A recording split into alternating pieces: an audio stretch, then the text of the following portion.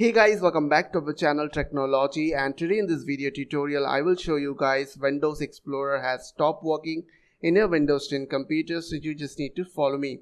So first of all, what you have to do, you need to just right click on your taskbar, just right click over there and click on Task Manager. After go to this Task Manager, you have to click on Startup, and after that you have make sure that you have disabled all your unwanted programs on your startup. In this case, suppose I don't want Skype on my startup, so I will disable this one, and also OneDrive also. So I will disable this too. Okay, so after disable all these things, you have to go to your My Computer, and after that you have to click on View over there and click on Options, and under Option you will get a option like Change Folder and Search option. So click over there, go to View, and here you will get one option is called Always Show Icons, Never Thumbnails. So select that option and click on Apply, then OK.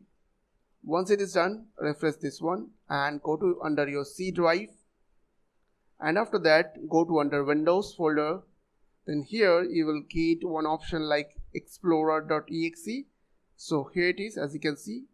So Explorer.exe is not showing. So for that, if you want to check, then you have to click on View and then click on check this option like File Name and Extension, and after that, as you can see, .exe is showing, extension is showing over there. So copy this one and go to under System32 and paste it over there.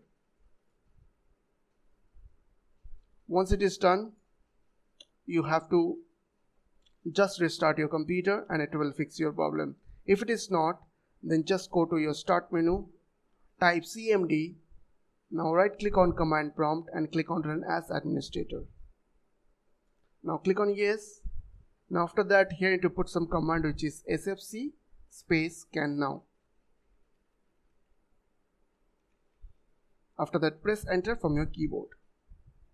Once the scan complete, you have to restart your computer and it will help you to fix your problem, So I hope this small video will really help for you, and please don't forget to click on the subscribe button, like button and share button.